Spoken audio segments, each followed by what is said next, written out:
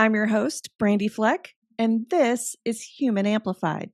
This is a show about our existence, our place in the world, what it all means, and ways to make it better.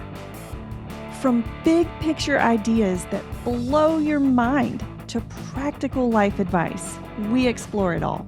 We amplify the voices of healers, survivors, mystics, disruptors, scientists, creatives, and everyday people like you and me to expand our consciousness and use that awareness to evolve into who we really want to be in the depths of our soul.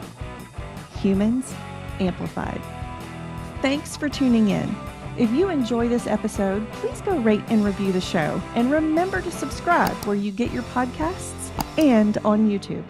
Hey friends, research indicates that at least 70% of people in the US alone have experienced trauma. That means you've likely experienced trauma, and most of the people around you have too. Simply put, people need healing. I believe that as humans, we have the capability to alleviate the suffering that we all believe is so inevitable. But getting there starts with healing yourself first, with self-compassion, intentionality, time, and repetition. I have a free workshop to help with that. It's called Self-Healing the Root. It's a self-paced online version of some of the foundational work I do with my clients as a trauma-informed certified coach, and that I've also done to heal myself. It's designed to help you recognize and identify your specific nervous system responses and coping mechanisms to stressors. Then we build on that information to figure out the best ways you can regulate your specific nervous system responses when triggered. Then we create a plan that will help you integrate through action what you want for yourself instead. Healing these trauma responses can help you show up in the world more fully as who you really are. I want you to love who you are. And by the way, who you are is not your trauma or trauma responses. You can register for free at brandyfleckcoaching.com. Look for the free workshop option at the very top menu on the website. I'll put that link in the show notes if you're listening to the audio, or in the description of the video if you're watching on YouTube. But listen, this workshop is better suited for some than others, depending on where you're at in your trauma healing journey. Be sure to read the guidelines on the sign-up page before you register to help you decide if this workshop is for you. And if it is, I can't wait to see you there. Today, we're talking to Em Wright. They go by Em. And y'all, this episode is worth a listen. Through the lens of being a transgender law professor in Florida, we look at how bringing our whole selves to how we show up is healing and empowering, whether we do it individually or systemically. And staying connected to our humanness is how we make life and systems better. That's huge. That's how we'll change the justice system, which Em is part of, or any other system that you may be part of.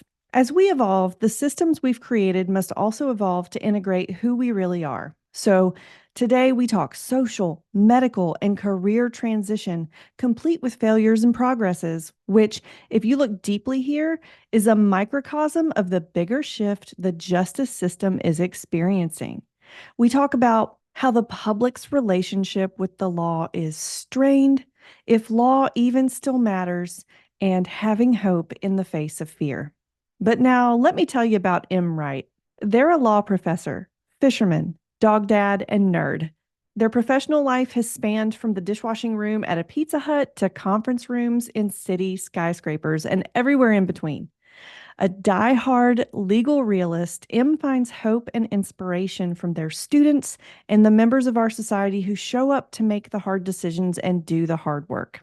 Full disclosure, Em and I were the best of friends for many years, starting in high school, through college, and for some time after. But this interview is the first time we've caught up in at least, I'd say, 15 years. And it really was so good to reconnect. Oh, and be sure to get to the end of this interview for a surprise paranormal story from Em.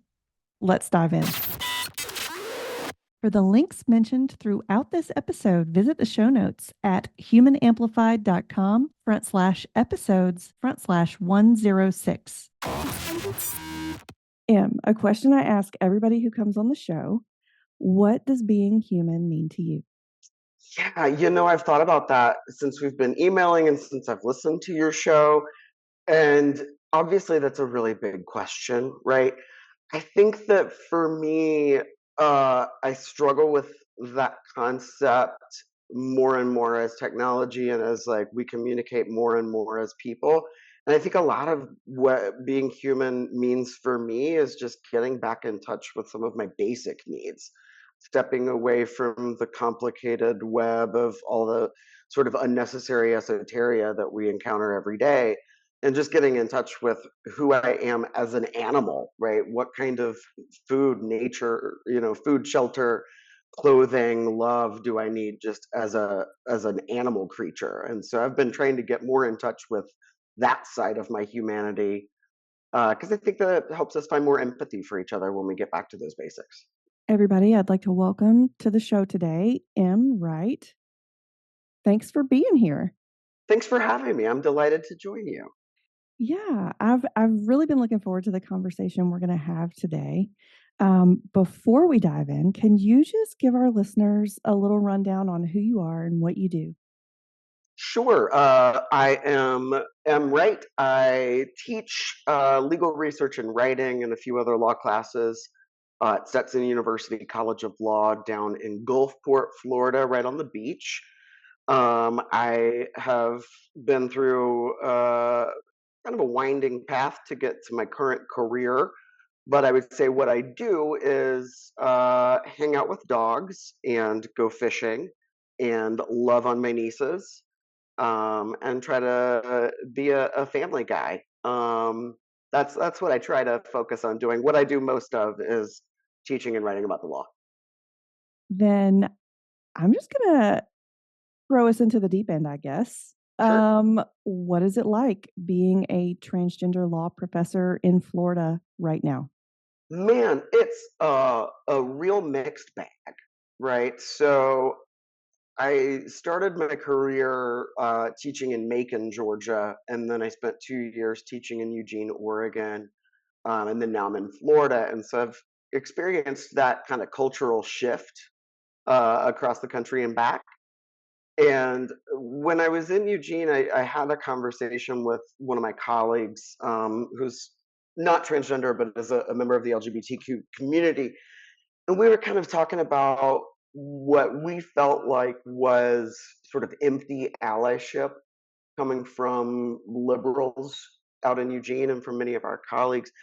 And she and I had a conversation. She said, sometimes I think when you're really up against a lot of bad discrimination, it creates an opportunity for community that is lacking sometimes when you don't have all of the opposition gunning for you. So, in a way, right now, being trans and being in the center of a lot of really negative transphobia and anti trans activism, in a way, it's refreshing for me because I feel like I've got some purpose and I've got a role to play. Mm. And I've got a sense of community that I didn't have when I wasn't in a place where we were constantly under attack. Um, on the other end, it's just super surreal and discouraging because, for example, I spent today, you may notice I'm wearing the colors of the trans flag because today I sat through a meeting at work with some students and some administrators about how our school is going to comply with Florida's new bathroom law. Mm. And so I'm serving as a law professor, part of this conversation about creating this policy, trying to support students. Well, in the back of my mind, and also very publicly in front of all my colleagues, I am thinking about where I can go to the bathroom at work. So it's like really awkward pivoting between sort of professional legal mindset and then just the personal ins and outs of everyday life. And there's a lot of back and forth and a lot of sort of whiplash, I think, that I get from feeling energized by the fight and then also feeling just totally beaten down and humiliated by the onslaught of attacks coming. Yeah, whiplash is a really good word. Yeah. And yeah, so I love that you brought up the community aspect of it though. I'm taking a nervous system regulation certification program right now, and the instructor talks about when you're living in a world where you're constantly oppressed or constantly being traumatized and there is no safe place, building that community is super important. Do you have any more thoughts on the community that surrounds you? Yeah, I remember, speaking of that, I got involved in some local government actions when I lived in Macon, Georgia. We were trying to pass a non-discrimination ordinance that would cover the county.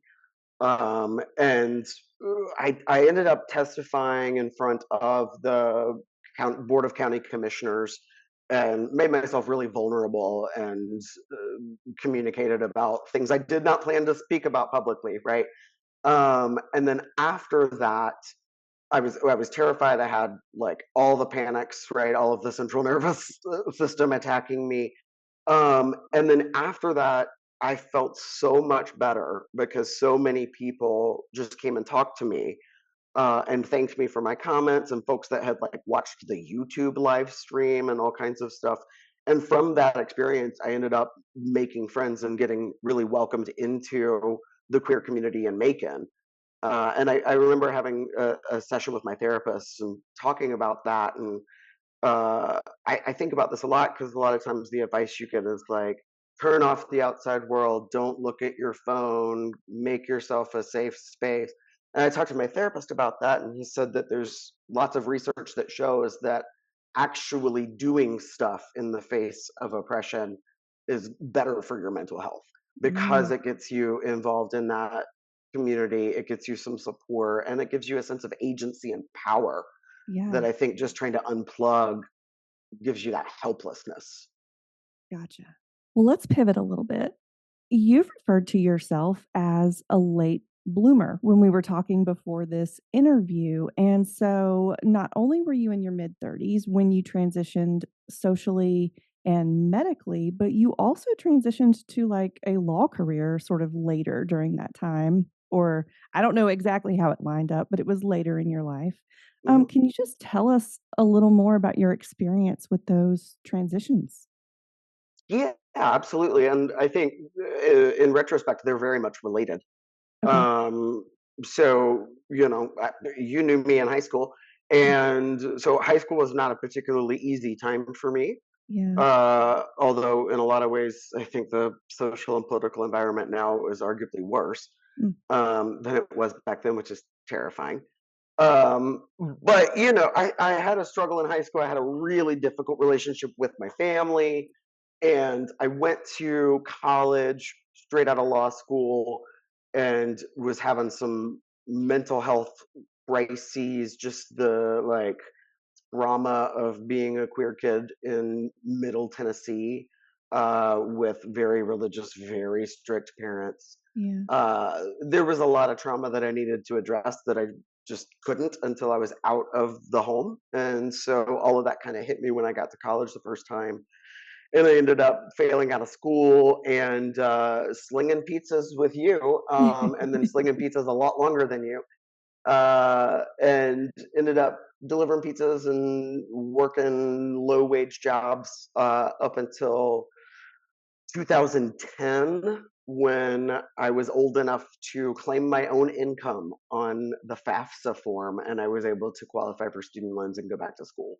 Okay. Um, so I went back to college when I was 25 and didn't really know what I wanted to do, but I knew that I needed a degree to do something else. And I started off my return to college thinking I would do like a 8-year PhD program in clinical psychology. Ooh. I don't know what I was thinking because that would not have been a good fit for me. But I was very like mission focused and wanted to get something that would pay off for me in a pretty quick fashion.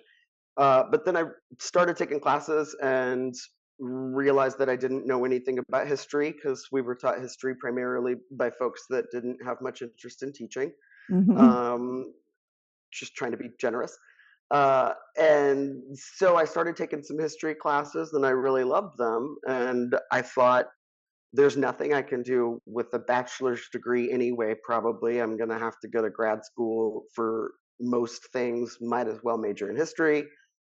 So I changed my major to history, and then I was involved with the app now known as X. But I'm going to violate my policy on dead naming only for this one entity, and I will always call it Twitter. So I was on Twitter in the early days, and I was being exposed to a lot of writers and a lot of thinkers that I really admired.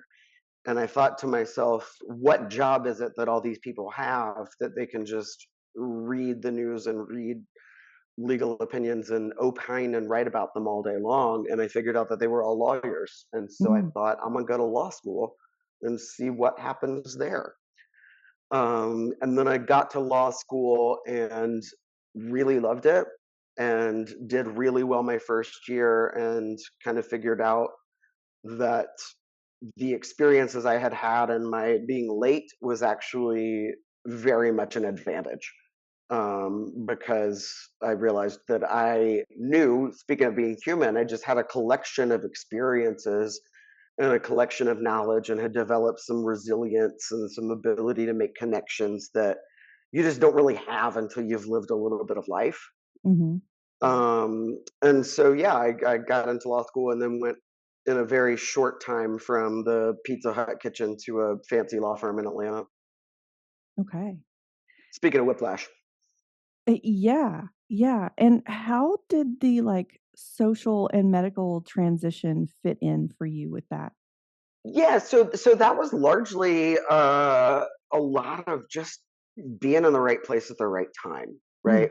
So I think I have always been under the trans umbrella, since I was a wee little child. It's been very clear that I did not have a binary traditional gender expression. mhm, Um, and I mean, in high school, I found a style as best as I could within the confines of what my mama would buy me. And then pretty much as soon as I was liberated from that, I started wearing almost exclusively men's clothing and that kind of thing. But I was always in a situation where I kind of figured that the cost benefit analysis for trying to get people to respect new pronouns or to take a new name or to do anything like that was going to be more effort and more actual physical risk than would be mhm, worth it, right? So okay. I'm delivering pizzas in Gray, Tennessee, in the middle of nowhere, and I'm thinking, you know what? These folks are gonna accept a butch woman. They're not gonna accept something else. Mm, And so I just kind of fit in as differently, but still within some understandable mind frame for the people I was around for most of my life. And then during law school, I actually showed up to law school with five ladies' suits from the J.C. Penney suit separates sales section, because I decided that I had to like play the game and wear ladies' clothing to get a job, because I'm going to be in an office in the deep south and all of that. And within a couple of weeks of trying that out, it became clear that that was never going to work for me. And I kind of asked myself, you'll probably be able to relate to this. I kind of asked myself repeatedly, did I take out all that garbage? Did I deliver all those pizzas? Did I touch all that cheese for this? mm, And I didn't, right? I didn't do all of that work to hide who I was or to be somebody else. And so I abandoned my JCPenney suits unworn, went to the Burlington Coat Factory and bought a really beautiful Kenneth Cole suit. And then I just started being who I was and applied for jobs that way. And it paid off for me. I did way better. I was a way better interviewer when I was being who I was authentically and not trying to hide. And then I largely just kind of allowed folks to treat me as sort of a butch woman, up until I moved to Eugene, and I was in a place where I worked for a big university with HR and and non-discrimination policies, and all of that, and where I was not the only person who identified as trans or non-binary, and so it was a much easier way for me to make that shift socially because I was in a Okay. brand new place with primarily, ally aligned folks, and I was no longer at risk of losing my job or anything like that, and so I started going by M and asked people to use they them pronouns for me, and all of that. And then the medical end was kind of a result of one finally like making enough money to be able to pay astronomical amounts for care that many people can't access at all. Mm. So part of it was just an exercise in my own privilege, and then a big part of it was oddly a result of the COVID pandemic, where a lot of the regulations around telemedicine were lifted during the COVID pandemic. And Oh. so I was able to get uh, hormone replacement therapy prescribed by a physician meeting through telehealth. And so I didn't have to worry about trying to find a safe doctor, trying to hunt down uh safe providers and all of that stuff. It just became easier and the cost benefit analysis shifted for me.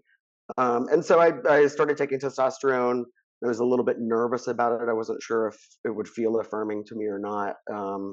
But I have loved it every single day that I've been on it. So I've been on hormone replacement therapy for 2 years now, and I'll be having top surgery at the end of May.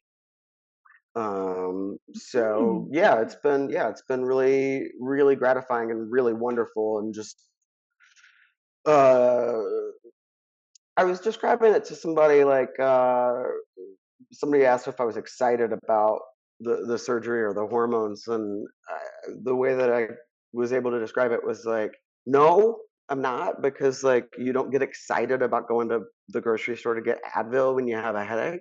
Mhm. You look forward to the headache being gone, Ah, right? yeah, yeah. You're not excited about going to buy Advil, but you are excited about the headache being gone. And Mhm. so I've been experiencing a lot of that and just realizing how much I was suffering every day now that I can recognize the absence of it. Okay. Yeah, and so having known you, earlier in our lives and then seeing you here now, and just so you guys know, like, this is the first time Em and I have met back up in years, and we were really good friends before. And I just feel like you're so much more confident. And I mean, you were confident before, but like, you just seem so much more like, I don't know if grounded is the right word, but like in yourself. I don't know Yeah, how I to think that's right. And I okay. was faking it before. Okay. 2 things that you brought up when you were talking about your transitions, were that when you were sort of adapting yourself to fit in, it was because there was actually a concern for your physical safety. Oh yeah. Yeah. So that's huge. And then Yeah. what did that having to adapt to meet other people's expectations as best as you could so that you could sort of fit what they would accept. What did that do to your sense of self? It made me very small. Mm, It made me feel very small. It also made me feel like I had multiple selves that weren't integrated. that Right, I makes had, like, sense. a deck of selves, and I had to pick which one got to come out in which environments, and around which people. And that's still to some extent true, I guess. That's true for everybody to some extent. But it was very, very, very prominent in my life, just the decision making about who can I talk to about what, who can I acknowledge what with, and especially on the safety end, that's an everyday concern. That's an all day, everyday concern. And so it's really difficult to just talk about your everyday life in a way that's not a giant bummer or a giant buzzkill when there's constantly this concern about safety, right? So I mentioned I had taught in Eugene, And so my wife stayed back in Atlanta because of her job, and so I drove back and forth from Atlanta to Eugene 8 times in 2 years, which is a lot of driving across the country, right? Yeah. And uh, every time I did that, I was terrified of getting murdered at a truck stop for being in the wrong bathroom, right? Mm. So like every single time, well, I mean, just candidly, I would pack a bunch of Imodium so that I wouldn't go to the bathroom for the 4 days I was driving. Aw. I would share my location with friends anytime I stopped to go to the bathroom, just in case they didn't hear from me, right? Because it was just constantly terror for me that that was going to be a problem. Yeah. Because I was by myself and I was in the middle of Wyoming. And oddly enough, and did you ever drive to Oregon or did you fly like a normal person? I always flew. Yeah, that's the smart choice. But when you drive from Atlanta, you really kind of go on a like hate crime tour Mm. through the country, which I didn't realize till I did it the first time. Yeah. But you Oh like my drive through god. Fort Campbell, and then you go through like Lincoln, Nebraska, and you go through Laramie, Wyoming, and you go through like all the terrible hate crimes that were like really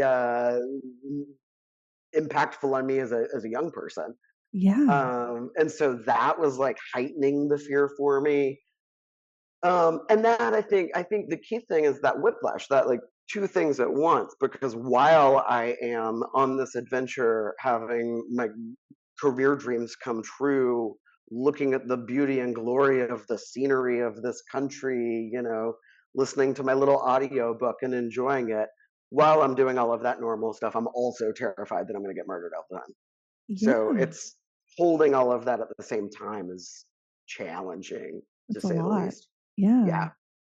So you mentioned being in Eugene as a professor. And so I want to bring up an essay that you had published while you were there, which I read the whole Oh thing and I Lord. really loved it. I thought it was I'm so great, sorry. by the I'm so way. sorry you read that. I No, had I hadn't read it again until I sent it to you, and I opened it up and was like, "Oh, that's disgusting."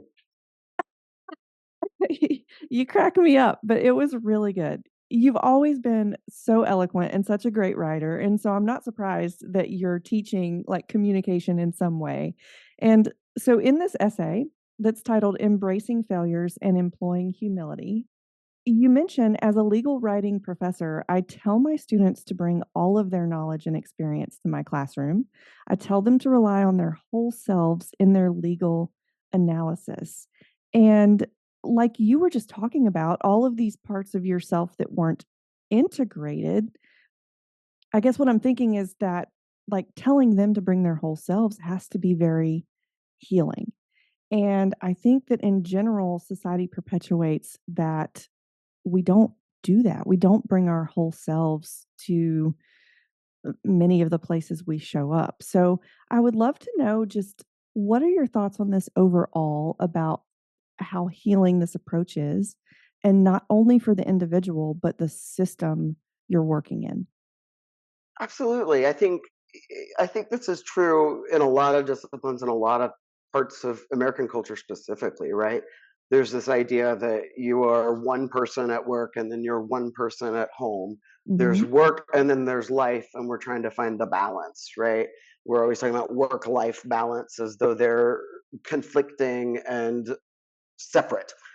But that's just not reality, right? And I think, like I said, there's a lot of fields where this is true, but I think the law is one where it's really part of the mythology of the field that we pretend to not be human when we're doing the work, right? So, an example of this, just to use the writing example and the sort of communications example, if if I were a trial court judge and I were writing an opinion and I was expressing something that I found or concluded, I would not use the word I in that opinion. I would say the court finds X fact is true.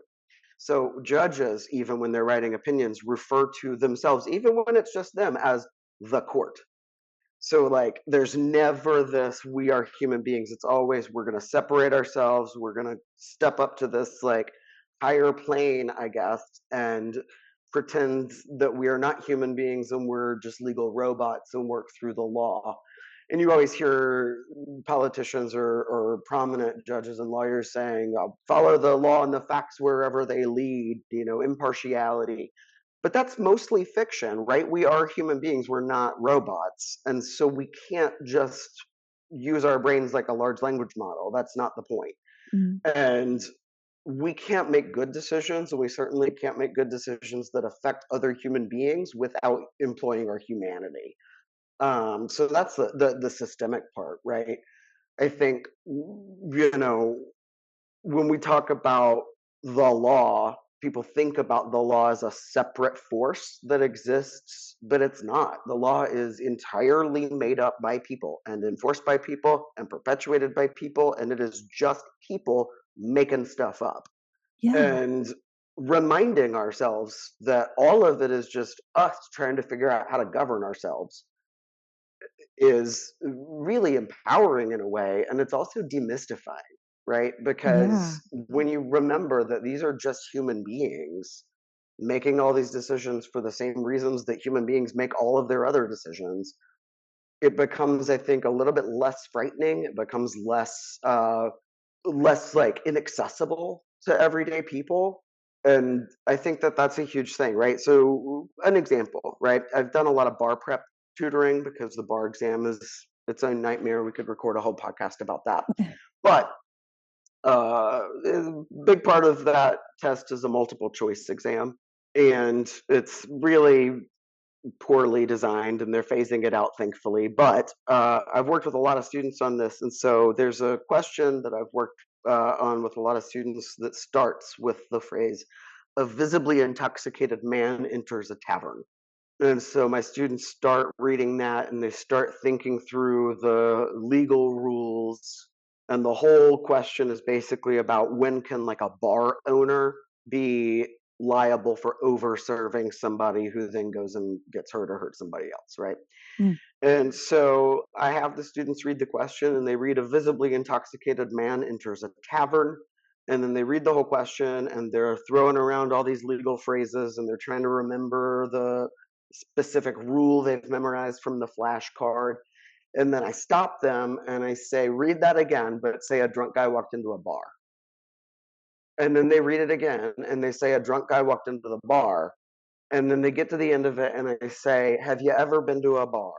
And they say yes, because they all have. And then I ask them where the room is that they keep all of the people that are too drunk to leave. And they're like, "Oh, I've never seen that." And I'm like, "Then you know what the right answer is." Right? And then their little minds get blown because they're trying to find the flashcard answer. But if they just integrate what they know from law school with what they know from being humans in the real world, Mm.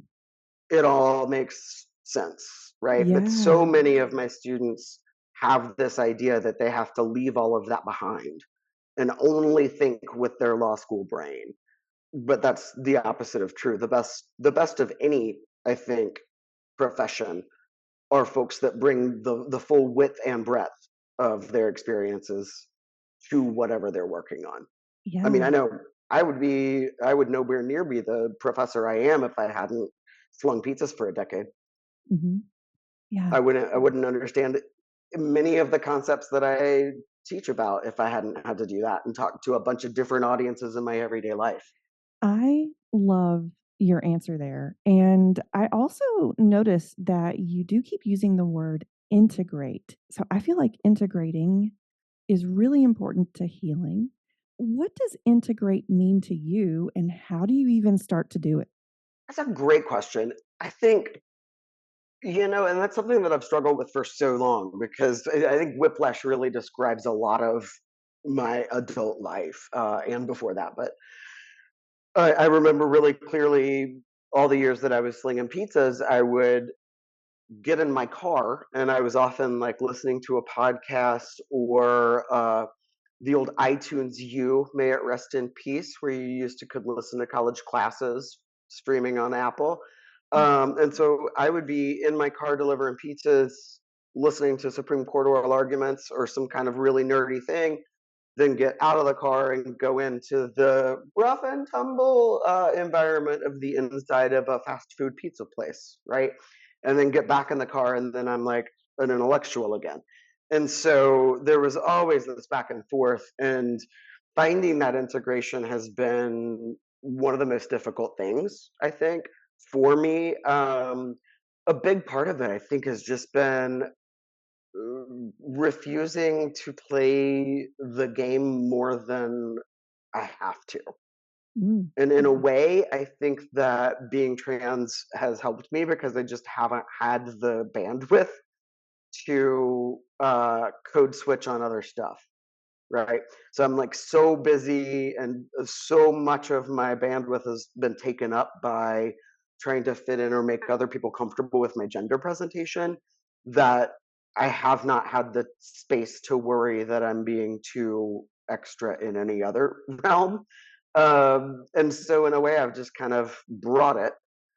But I also have understood that so much of it, I think, is just wisdom that comes with time. Mm. I think a lot of that integration comes with recognizing the parts of yourself that aren't actually in conflict with each other. Mm. Ooh, Um, can you tell me a little bit more about that? Like the parts of yourself that aren't actually in conflict. yeah, yeah. I mean, one thing I've struggled with a lot is like shame, right? Mm. I was raised by very sort of waspy, the harder you work, the closer to God kind of parents. And there was very intense focus on achievement, right? And performing at the top all the time. Yeah. And so when I fell short of that, even when it was about things that I didn't personally care about, I would be haunted by that shame forever, right? And I think that really taking a look at what was going on inside my head and realizing that, hey, I feel shame because I'm not living up to somebody else's hopes and dreams for me. But in actuality, I didn't want to do that thing anyway. And so there's nothing objectively wrong with doing something quote unquote poorly. It's all about my priorities and my motivations. And Mm. so maybe what I want is in conflict with what somebody else wants for me, but keeping clear about, am I applying my own expectations, my own desires for myself, or am I trying to apply somebody else's desires onto my life? And that's where the conflict is. Usually, once I'm narrowing in on what is it that I actually want for myself, everybody agrees inside me, right? Yeah. And so there's much less conflict. And I think just recognizing that I am a person that is deserving of grace just as much as I think everybody else in my life is, Mhm. allows me to realize that the parts of me that are in conflict are the parts of me that want to engage in negative self talk or denigrate myself or make myself feel small, because that's in conflict with who I am and what my needs actually are. Okay. And not to get too far off into left field here, but how were you able to sort of suspend, I don't want to use the word care, but like how are you able to stop caring about other people's expectations for you? Or do you still care and you still just do something else? How does that work? I've been to a lot of therapy for that. Okay. Lots of therapy.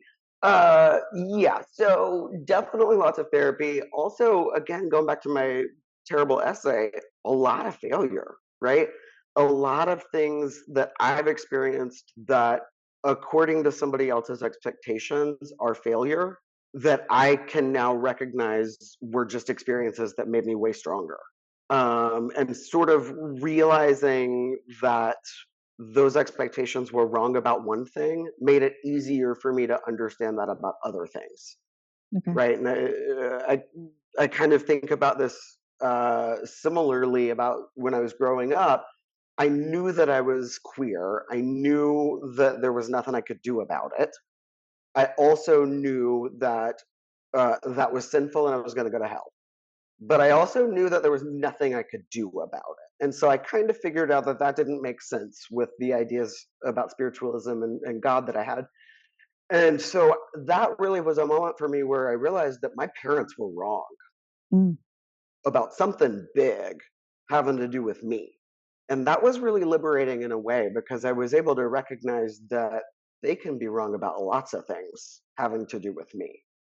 And that was helpful for really understanding that I get to make up my own life, okay. and that other people are not always right. And that also, I have no idea how other people view me, right? I have my fears about how other people view me, Mhm. but most of the time, those fears are going to be way worse than the reality. And if I can't know how anybody actually views me, then I can't worry about it as much. Yeah. So Okay. accepting that I'm just making stuff up makes it easier for me to ignore. Well, thanks for sharing that. And Yeah, for sure. it's just oh, okay. So I'll just go ahead and pivot into a question I have for you where you had said to me before we came on this interview that you train new lawyers during a time that the rule of law and the public's relationship to the law is under tremendous strain. And you sort of alluded to this earlier, but can you take us deeper into this statement? Yeah, absolutely. So I think, and this is true for me, this is true for a lot of people that I both know in real life and also just read and respect the work of, right? There was a moment that I think I can pinpoint to the like 2018 to 2020 period. But there's been a real sea change, I think, in the way that the public and the legal community views the rule of law. I I could blame it all on former President Trump, but I don't think that's quite fair because I think it's actually much bigger and deeper than that. But I think that the default position for most folks, even folks of very, very contradictory judicial or political philosophies, but the default position used to be that the law and the courts and the system are doing their best to neutrally apply the law without fear or favor and without political gamesmanship. That for the most part, everybody is operating in good faith in the system to do, as impartial legal work as one can and really try to get it right, legally and outcome wise. That shifted, and it shifted very, very quickly. I think it was starting to shift over a long period of time, probably a very long period of time. If I'm going to trace it back really far, then I would go back to the decision in Bush v. Gore from the United States Supreme Court Mm, that decided the election. I think that started a lot of the sort of splintering here. But it really came to a head with the Dobbs decision. I think that was a moment when a whole lot of American folks recognized that what we all have kind of viewed as the inexorable, unstoppable march toward progress is actually not inevitable. And we can indeed go backwards and we can indeed lose rights and progresses that we've gained as a society. And I think that that really made a lot of folks cynical about the law and the process and the ability for the justice system to hash things out in any kind of fair way. Because I went from having to beg students to consider sort of the legal realism end of things, right? I went from having to try to temper students' naivety or optimism mhm. on some of these things with, like, well, remember, not everybody's acting in good faith, right? Sometimes you're gonna get something like that. I went from that to the total opposite of having to beg students to recognize that legal precedent means something and that the rule of law still means something and that it's not totally just a political free for all. And that has been an incredibly fast shift in Okay. terms of attitudes about the rule of law and the court system. And so I find myself in a position of trying to empower young students to believe that they still matter, that the law still matters, that lawyers still matter, and that you can still make a positive change even in the face of having to every single day basically rewrite decades of law school courses because the Supreme Court and other courts are changing things really fast. Yeah. Well, real quick, to clarify for our listeners, the Dobbs decision you're referring to, that's abortion rights, correct? Yeah, that was the decision out of a case in Texas that overturned the precedent of Roe v. Wade that guaranteed the right to an abortion. And so you're saying that that was a big part of the shift? Okay. Absolutely. When and you may remember that decision was leaked months in advance of it actually being issued by the court. Mhm. And I the week that it was released, I had to basically have a special office hour because I had so many of my students coming to me in tears, basically saying, "Does anything mean anything? Should we drop out? What is happening with the law? Is there any purpose anymore?" Mm. It's tricky to want to say, "Yes, we need you," but also, I'm not so sure. Well, so my next follow-up question for you was going to be, does the rule of law still mean anything? It absolutely does. It does. I think, and that's part of the thing about being human, right? And sort of toggling. We all pay attention to the big sexy stuff that gets decided by the Supreme Court. We all pay attention to the big political issues. Every single day, justice is administered in this country by really nice ladies and gentlemen and ladies and gentlethems who just go to work and do their little jobs every day and go home for not much pay and not much thanks. And they keep us all safe. They keep us all protected. They keep our constitutional rights protected. And we just don't ever pay any attention to them. And I think that's probably for the better Mm, because the less we pay attention, the more they can continue to just do their jobs. okay. But yeah, my wife is a public defender in Fulton County, Georgia, and she does not deal with political issues on the political level at all. She clearly deals with the ramifications of political decisions, Yeah. but she doesn't engage in political lawyering in any universe. Her work is making sure that the state can't lock people up without proof and making sure that people that need services like mental health services and drug treatment get it. And that's really what our justice system does every day. And that's the bread and butter. I mean, there, don't get me wrong, it's wrought with problems, but it absolutely still matters. And I'm a firm believer that the system only improves when people who are interested in improving the system get involved in the system. That's the way to make it better is for more of us to get involved and not just throw up our hands. Yeah. Well, which brings me to we are sort of at a time in our society where it feels like lots of different systems, such as the justice system. I mean, there are others too, banking, housing, all these Healthcare. systems, healthcare, yes, are just breaking down. Mhm. So, what do you think law, like, what place does this system have in our future? And do you have a vision for how it could be better? Ooh, that's a big question, right?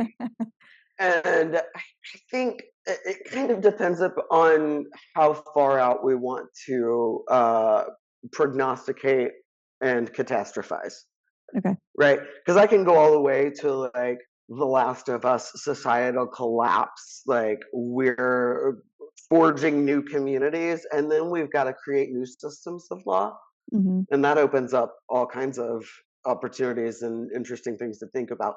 I think that we're probably not headed quite there. I think that we are looking at some more years and decades of careening off this cliff and feeling like we're getting closer to collapse. And I think that the this is the major shift that I've had to do in my mind. And I had a really long conversation with a friend of mine who's a federal prosecutor who's been thinking about a lot of these issues as well. I think that up until or between maybe the mid 90s to around the Dobbs decision, most folks thought about law as a force for progress and as a vehicle for advancing civil rights, as a vehicle for advancing sort of the development of society as more of an empathetic, functioning group of folks, right?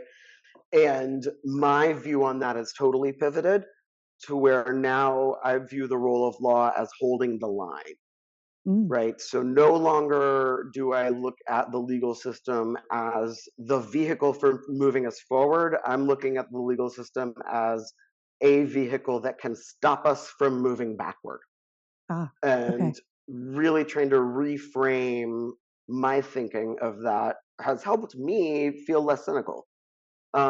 Because if the goal is to move forward and if that's the only thing the justice system can do, then I think we're all going to be really disappointed for a long time.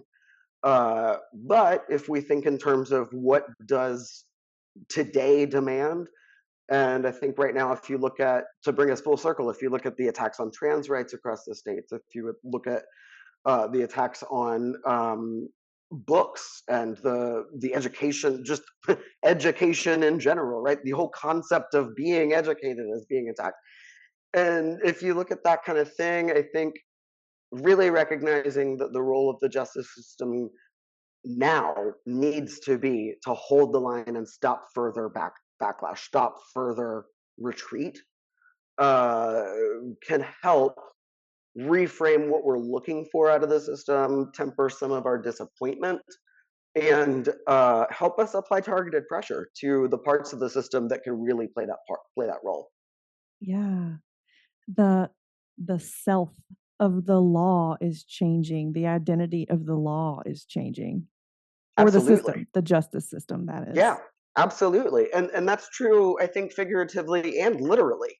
I mean, if you just look demographically at who participates in the system over the last 3, 4 decades, it has become a much, much, much more democratized, diverse group of people.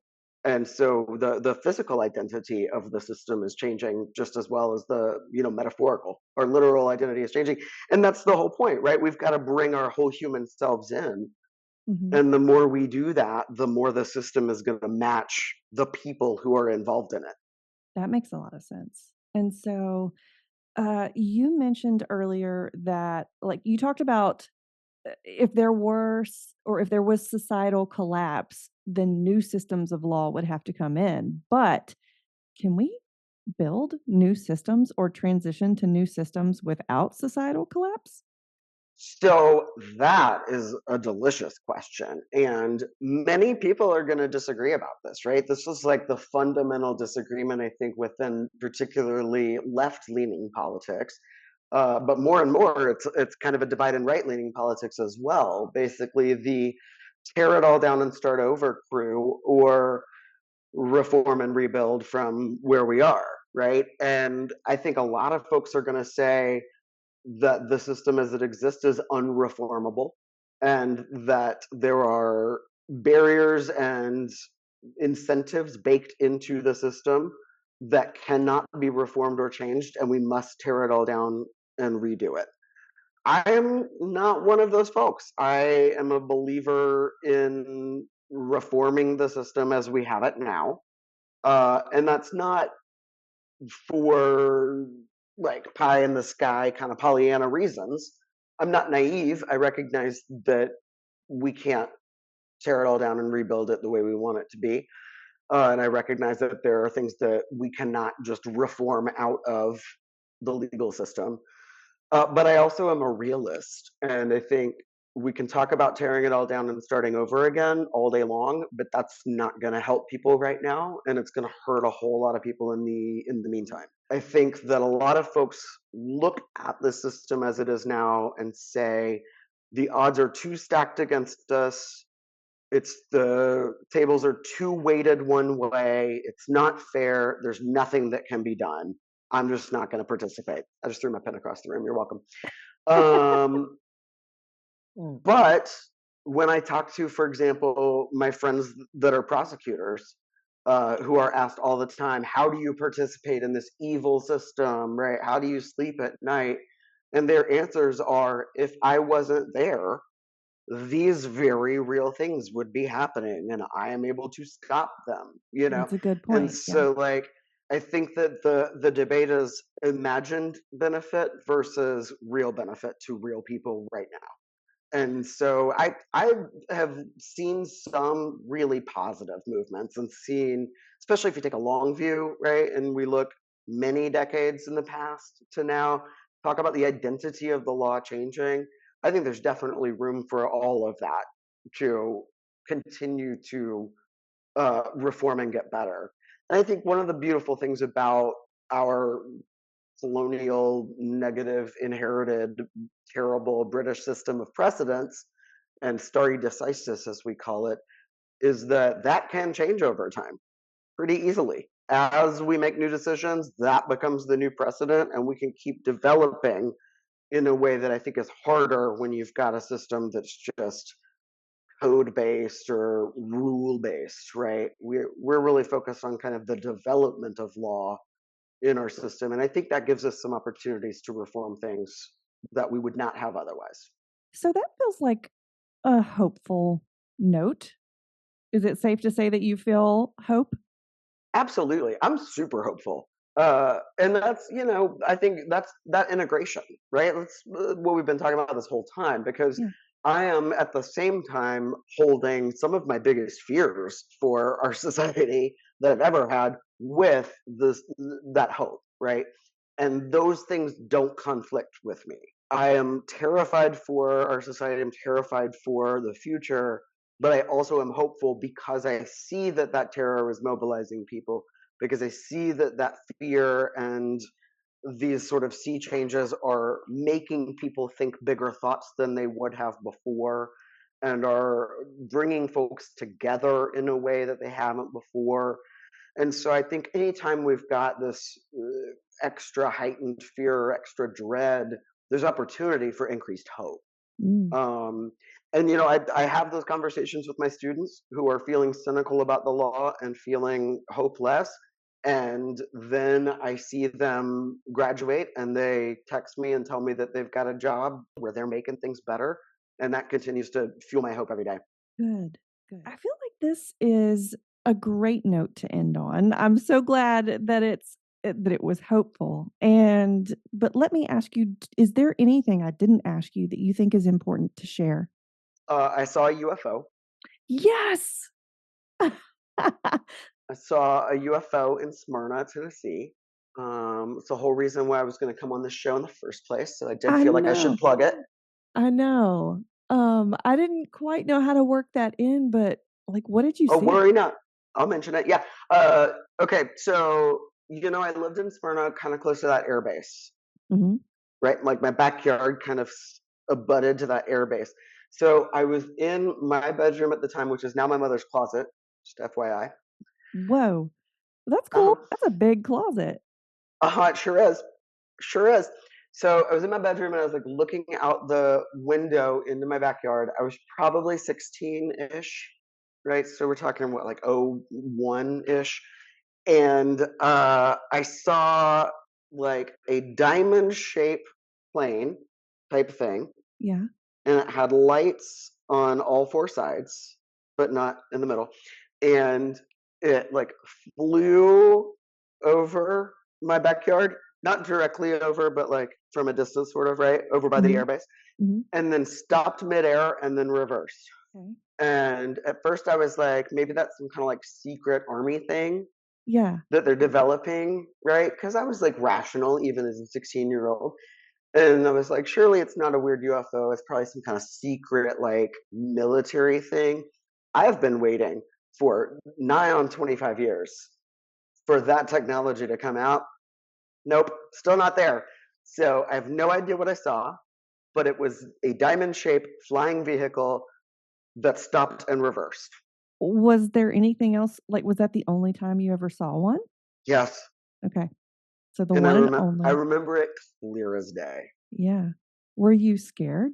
No, not at all. I was not at all scared, which I think is why I remember it. And like, I never went to that was aliens. I was always like, well, there's got to be something normal, some normal explanation for that. But as time goes by, I'm like, it was a UFO. I'm more and more convinced every year. Well, I don't think our Air National Guard base in Smyrna was capable of that kind of technology. probably not. No. But I don't know. But with all the stuff that's coming out, like with the UAPs and the stuff with the Navy. I mean, Those I Navy believe videos it. or I something. believe it. Yeah. Well, listen, as everything gets closer to collapse, I'm much, much, much less skeptical of everything. Well, me too. So, Yep. well, thanks for sharing that. And really thank you for coming on and talking about all this stuff today. Like it's been even though it's sort of a heavy conversation, I've really enjoyed talking to you and hearing your perspective on it all. So, thank you. Well, it was truly a pleasure. Thanks so much for having me on, Brady. Last thing, how can our listeners find you and your work? Probably your best way is just to Google me and get to my professional bio school page. So just M Wright, EMWRIGHT.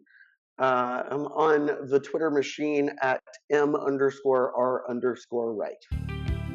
Thanks for tuning in. Check out more of our episodes here and at humanamplified.com.